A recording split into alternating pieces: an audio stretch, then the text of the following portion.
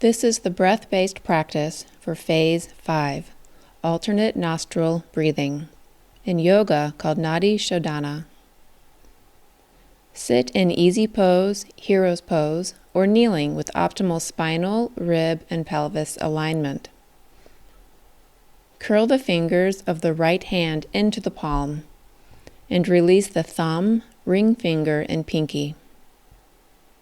If desired, lay the index and middle fingers on your third eye between your eyebrows. Lightly press the thumb on the right nostril and inhale through the left nostril. Press the ring finger on the left nostril and exhale through the right nostril. Inhale through the right nostril and press the thumb on the right nostril to exhale through the left nostril. Repeat this for 1 minute, taking care to end the practice by exhaling through the right nostril. Release the hand and breathe naturally for 1 more minute with your eyes closed.